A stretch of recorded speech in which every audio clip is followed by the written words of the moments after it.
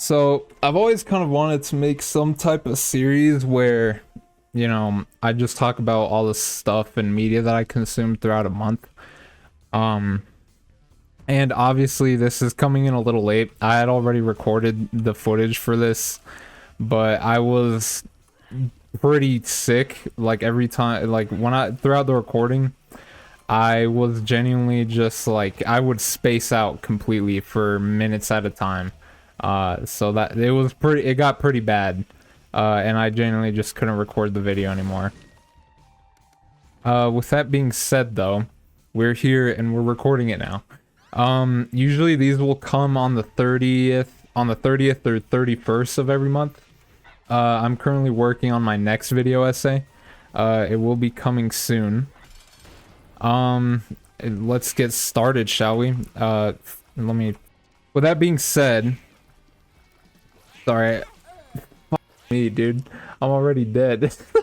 So one of the first few projects I listened to in July was Bling Slime Vol.1 by Diamond. I listened to it on a bike ride, and it was definitely one of my favorite projects from this month. Overall, the project was really charming. It was just a fun listen from front to back. To be honest, it kind of got better as it went on. The beats on the whole project are really great, front to back. I mean, the production feels like an evolved version of, what we've already heard with Young Thug and all of his contemporaries on OA. And Diamond definitely sounds like Lil Keed quite a bit. He still manages to put his own unique twist on it, whether it be with his flows or the production on the songs. If you're a fan of underground rap, then he's definitely worth a listen. My favorite songs off the project, that would be STFU, Fours with Young Thug, GG, and Matter of Time. I think the song that stood out to me the most was probably Matter of Time. I think the sample is just phenomenal. The beat is great. It doesn't overstay its welcome. But that can just be said about the project as a whole, honestly. But yeah, overall, it's a great project to start the month. Not soon after that, I listened to Charm by Clairo.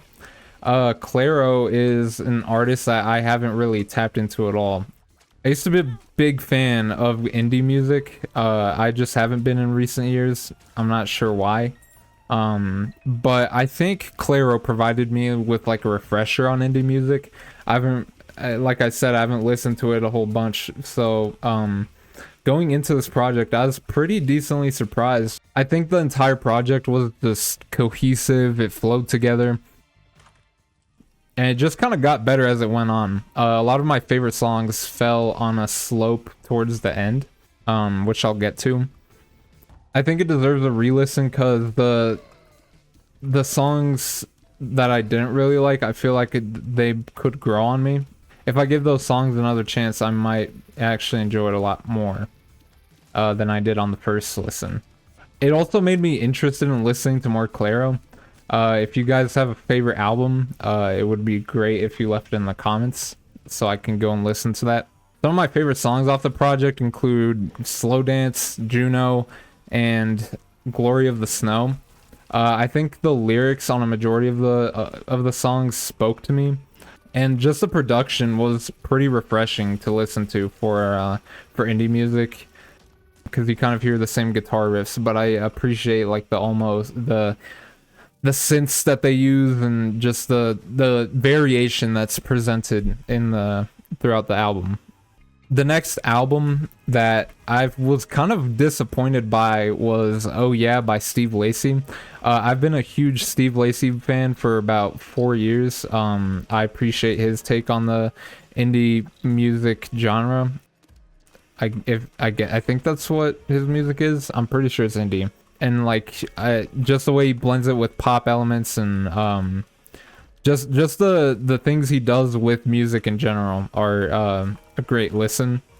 So jumping into this album, I was expecting, something similar to Gemini Rights, which is my favorite album by him. So jumping into this, like I said, I was expecting something similar. If I'm being honest, the entire album just kind of disappointed me. And I wish that I didn't have to say that, but that is unfortunately how I feel about it.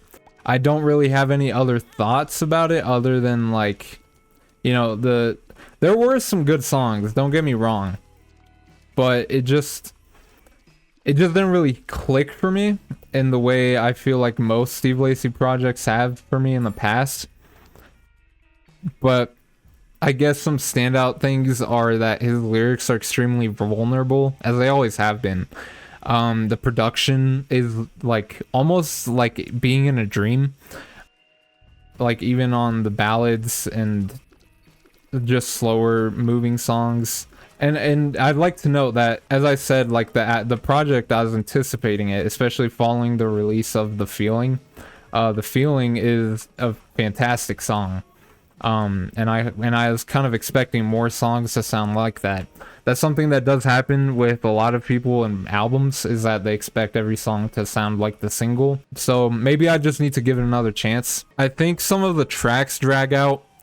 The song Nothing is probably my least favorite on the album, just simply for the fact that it just offered nothing to my ears. As like simple-minded as that sounds, I just don't think that the ballad genre works like that, especially after he's made songs that are, you know, like he makes a ballad work. I think Show You Me was a much better attempt at an album, or at a ballad, sorry, than Nothing, just simply because it was far more interesting to my ears. I think it provided a lot more value to what I was listening to. There's more things to pick up on besides here's the guitar and me singing kind of thing. And I get that's kind of like the structure of a ballad, but I don't think a ballad needs to be boring. And I think Show You Me is an example of that.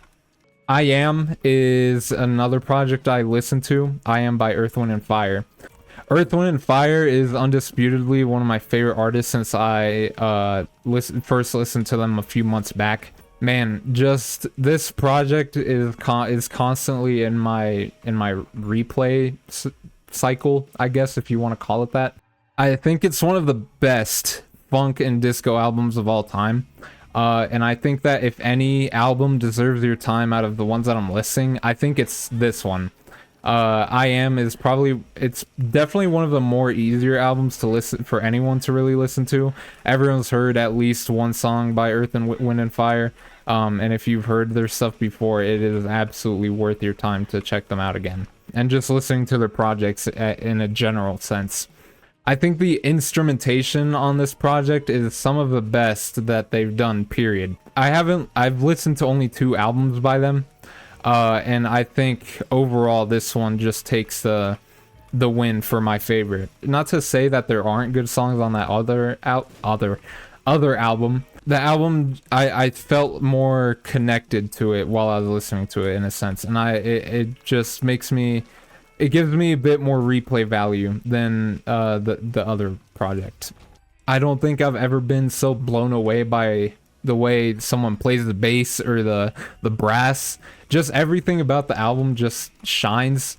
There's really no complaints for me. It might honestly be a perfect album in that sense.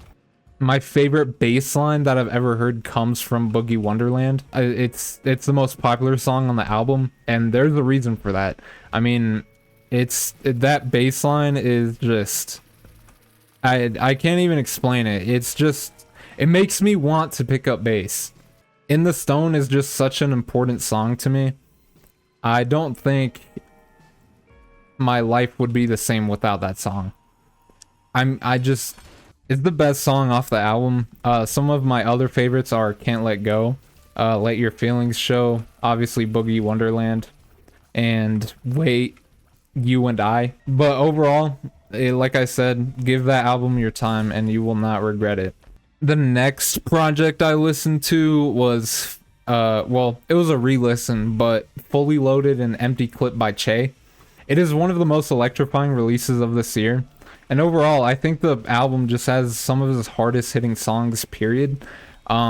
I don't think Che has put out anything quite like it.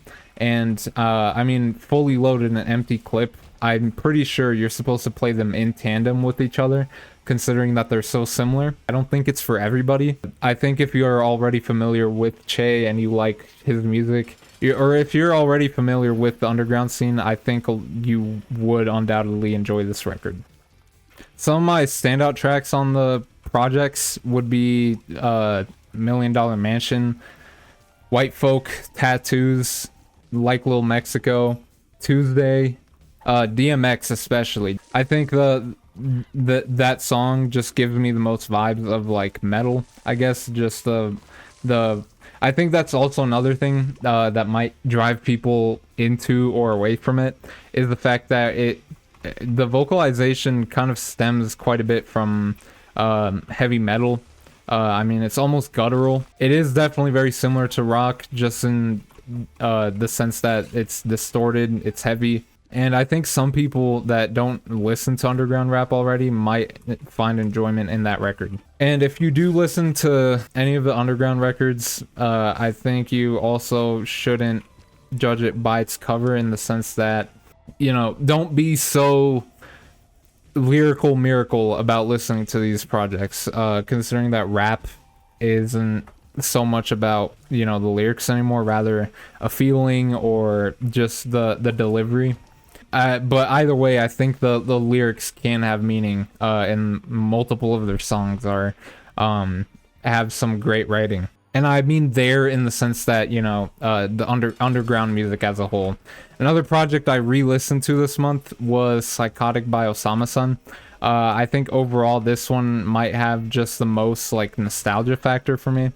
Even though the record is relatively new, I think it is still one of the best underground projects from 2025. Overall, I think I don't have it written down in my notes, but the project is just amazing front to back. I mean, when I first listened to it, I was already accustomed to the Osamason sound, but I almost didn't really like it. It almost felt commercialized. But once I got it, man, I loved the project. It's definitely not as influential as some of his other records have been in the past, but it still is an evolution from what his sound was originally. And I think it was just like the next step to be expected. Some of my favorite songs are In It, What's Happening, Yeah, I Know, and Worldwide. I think all of those songs just kind of summarize what the record is about. So I think overall, my pick for this month so far, or not so far, but my pick for the record of the month would absolutely be Bling Slime Vol.1. I think that's the one that I listen to the most out of all of these projects. And it might be one of the best mixtapes I've listened to, period. I think my number one mixtape before used to be No Stylist by Destroy Lonely. With the release of this record, my opinion just kind of shifted. And if you're more on the indie side, I think you might prefer Clairo's record. I just don't think that Steve Lacy's project was worth my while. I think Song of the Month goes to Off That by Osamason. Overall, I think it's just a 10 out of 10 song. I think a lot of people don't really like it, at least from what I heard and saw. It's a really nice deviation from his already standing sound. I think it leans back more into what Rage music sounded like originally. And a lot of people might view that as a bad thing, but it is actually interesting to kind of hear him lean into that melodic side in a sense. And the song itself is just... it's been my favorite song since it released in like May. I've just had it on repeat for weeks. Moving from music to games. The games I played this month, I don't think I really played too many games this month. I mean, in July, I finished Super Mario Sunshine. I started on Dying Light. I just haven't been super great about playing that game. I don't know if I'm not rocking with it, but I'm gonna try to pick it up. One other single player game that I play outside of it is Pokemon Black. Sorry, I forgot the name for a second. Pokemon Black has just been an on and off game that I play on my 2DS whenever, you know, I'm not doing anything. And I just haven't been traveling a lot this month. Or not traveling, but like, I just haven't really been... That's what I mainly use my 2DS for, and that's, you know, using it when I'm on a trip or driving somewhere. That's just not something I've been doing this month. So it's just kind of my relaxing game when I'm not in the mood to play something else. Either way, a majority of the games I've been touching have been multiplayer games. I just wasn't playing a lot of games with my friends when I played through Super Mario Sunshine. So, you know, finally picking up multiplayer games have been nice. And some of the games we've been playing have been Mecha Chameleon. That game kind of died out quickly. I'm still pissed off by that stupid color picker. The color picker just doesn't work well. Something we also picked up quite a bit was Minecraft Bed Wars. I haven't played in a little bit since July, but nonetheless, it was still a good time. Something we've been playing more has been Counter-Strike 2. But Counter-Strike has always been one of my favorite shooters. I don't really like a lot of class shooters besides Team Fortress 2, just for the main reason that it feels really overwhelming, especially in games like Marvel Rivals or Apex and stuff like that. That was just a random pick. I don't know why I said Apex. A better example is like Overwatch. There's just so many characters to choose in both Marvel Rivals and Overwatch. It's just a bit overwhelming. It makes me not want to really play the game at all. A lot of people are more concerned with what's meta rather than, you know, what's fun for them to play. And I just don't feel like playing for, you know, like 10 hours just to figure out who my favorite is. Just not my thing. Something else I've been playing was Forza Horizon 6. I've always been a fan of Forza. I think Forza 5 was a good game. I think the main issue I had with Forza 5, even though I dumped, you know, like 100 hours into it, was just the map. I think it could have been a bit more creative. Nonetheless, it was still a good game, and Forza 6 just capitalized on what Forza 5 did right and just gave it a better map and just stunning visuals as well. My computer shouldn't be able to run the game, but even on low settings, the game looks fantastic. It's honestly a miracle that it even runs on my computer as is. And something we're picking up recently is Terraria. I haven't played Terraria in a really long time. It is just kind of one of those games that I'll pick up for like 2 weeks, beat it with my friends. I don't really go out of my way to play it by myself. I do intend on doing like a solo playthrough at some point again, but I just haven't been in the mood for something like that. Just so I don't have to repeat it every time. Here's a spoiler warning for any of the titles that I mention here. And just a quick side note, I do want to be a lot better about watching movies. I think movies are great. I don't really find myself in a mood to be watching them very often. But when I watch a movie, when I'm in the mood, man, it works for me. I watched Click featuring Adam Sandler. And just for a basic idea of it, it is a movie about, you know, Adam Sandler. He gets this remote control and it lets him skip through certain parts of his life. It's about skipping the mundane, but like the tone takes this drastic 180 at like the midpoint of the movie when you realize what it's really about. While it is a comedy, it is just an eye-opening message kind of thing that kind of reveals itself as the movie goes on. I think it is honestly a film that isn't talked about enough. I think it deserves to be talked about way more.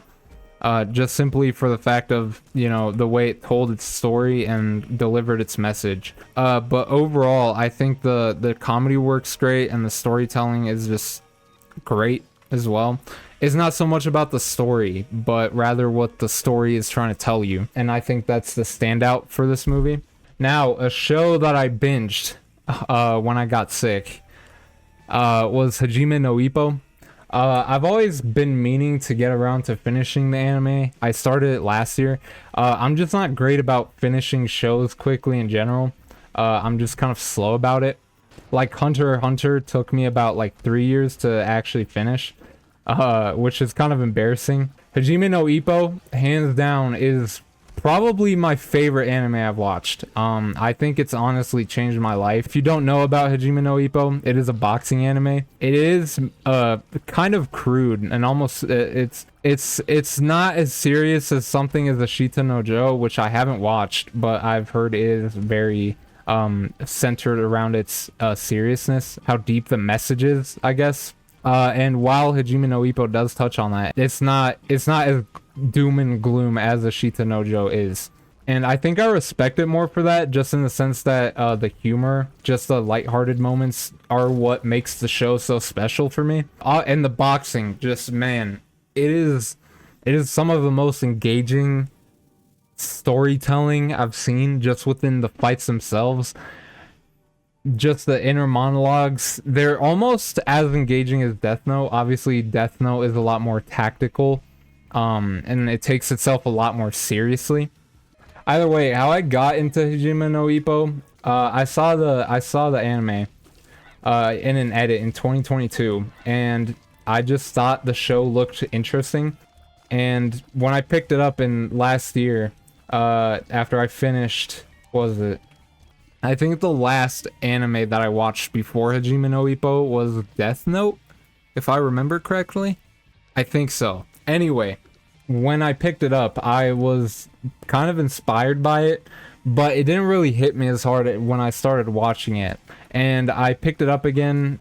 It was about a few months ago when I was still in school. I started watching it. That was when I watched the Mashiba fight, and I was just... That was the first time I felt so electrified by the show. I was like pumping my fist. I was just so focused on the show. Mind you, I've never had a show do that to me.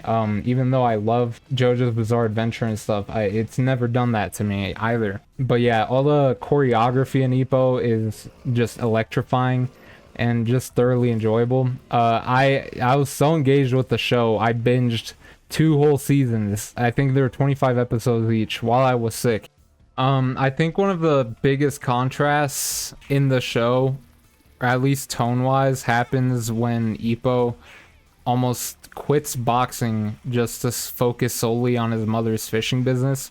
I think it just shows a lot about Ippo's character without, blatantly, telling the person who's reading or watching. I think also something super great about Hajime no Ippo is its soundtrack.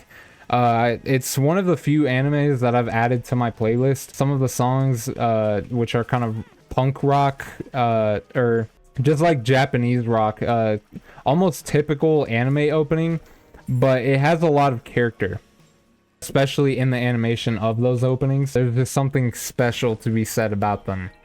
I don't think I've been more changed by a show in my life, and I'm just glad that I picked it up again, and now that I'm finished with it, that I can read the manga. And I've never really done that with the show. I've never had a show. Another show that I started rewatching, I'm usually not the type to rewatch shows, is Better Call Saul. I mean, the whole Breaking Bad universe is just a fantastic show, and I think everyone at this point has seen it at some point. I kind of started rewatching it because I had my wisdom teeth taken out, so I just needed something to engage with while I was, bedridden.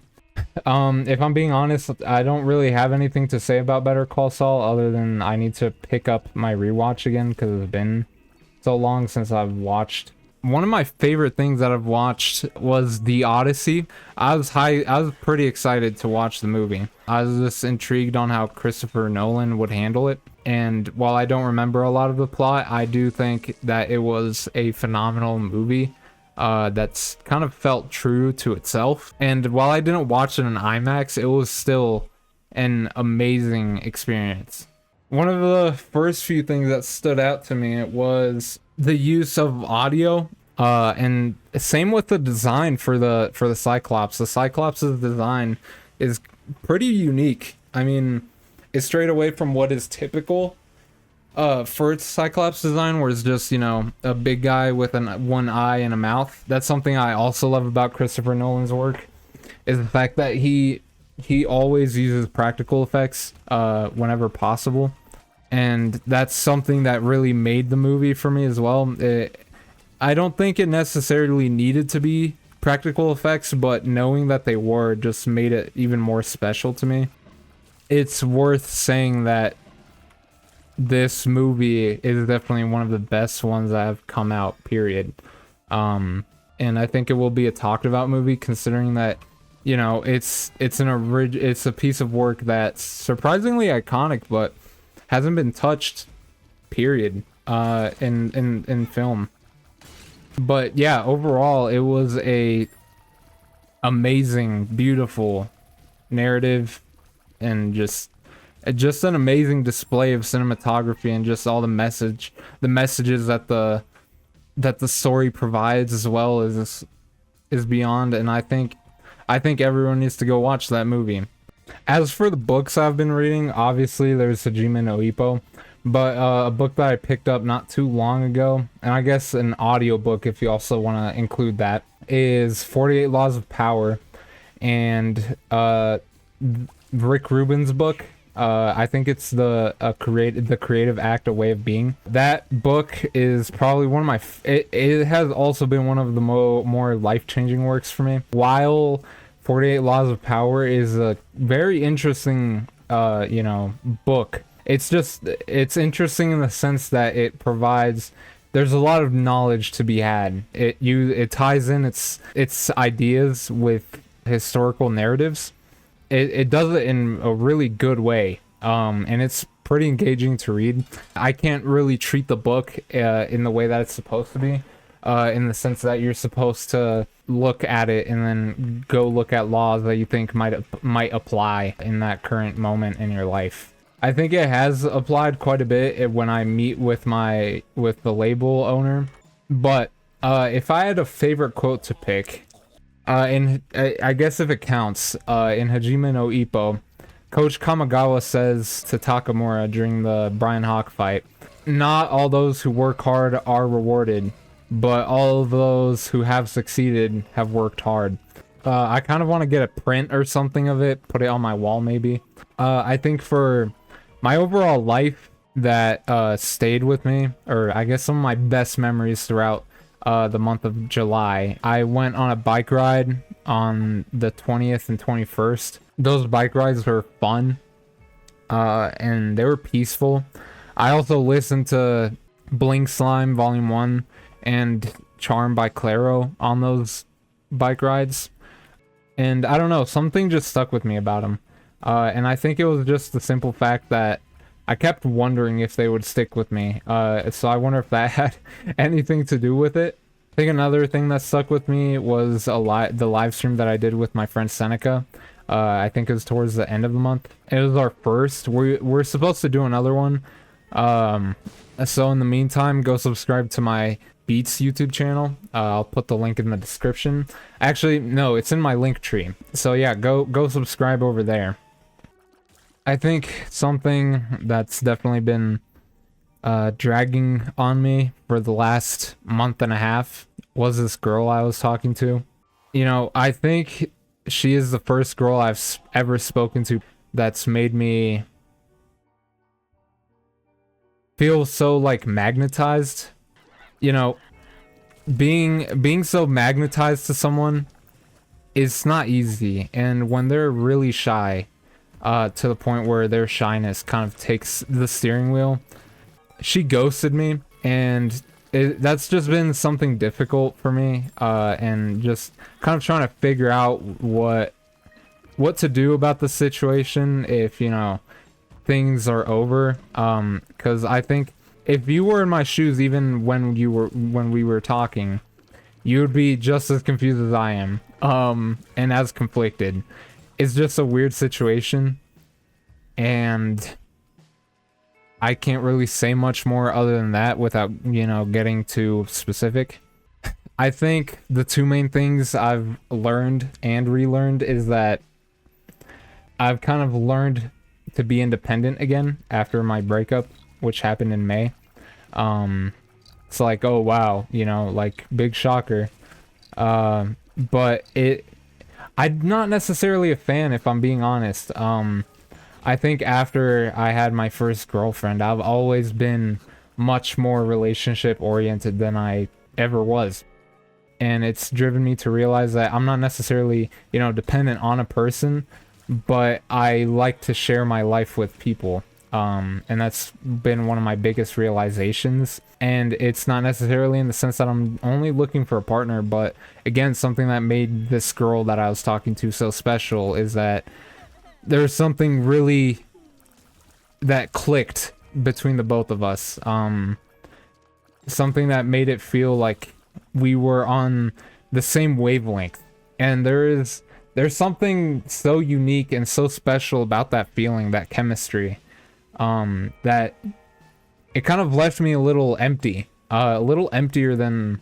And I think if you take away anything from this video, and I think it's just one of the most important things to know in life, is that, you know, you're not owed anything. And if you have to learn something the hard way, you are going to pay the tuition for that lesson with your time and your energy.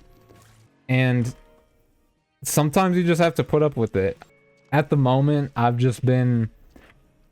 life has just been kind of almost, not necessarily a mess, but it's just been, you know, getting beat down quite often.